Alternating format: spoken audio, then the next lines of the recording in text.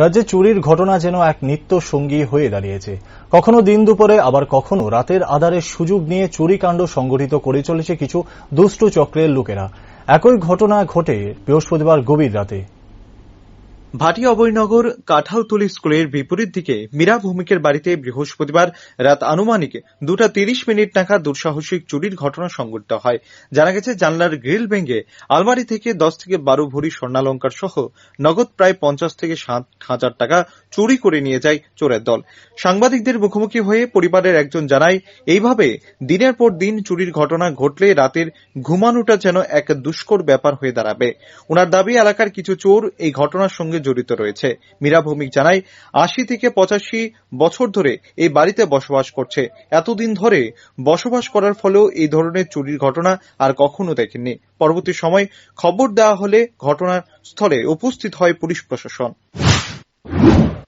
কালকে রাত্রেবেলা 2:30টার দিকে চুরে করছে। এই রুমটাতে অ্যাকচুয়ালি আমরা ঘুমাই না, এটা পাশের রুমে মা থাকে আর আমরা উপরে থাকি।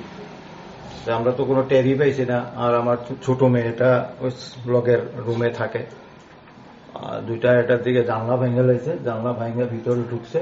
ঢুকা চলি আমার এটা মার আলমারি, এটার মধ্যে সব মার পেনশনের টাকা পয়সা থাকে, সোনা গয়না যা আছে মা এটা ভিতরে রাখে, ইউজ করে।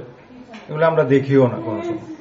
এখন দেখা যাচ্ছে যে অনেক টাকা গেছে, সোনা গয়না 10-12 লাখ টাকা ইয়াই গেছে।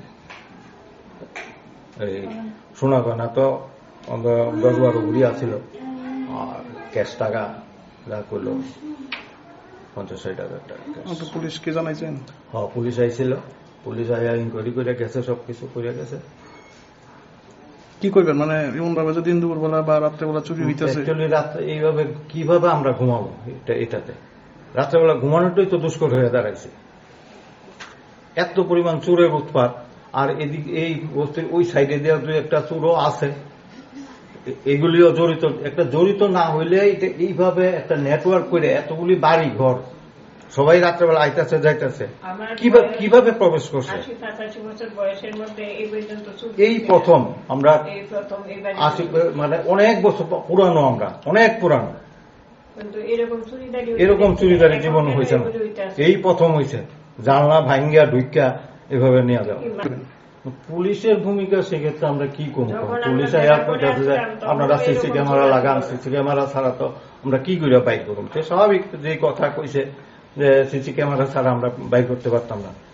কত আমরা ধৈর্য নির্মূল নিয়ে আসে না, বাইরাবাড়ি করলে তারপরে দেখা যাবে যে অস্বীকার করছে না আমি চুরি করছি না, তো কিছু করার না।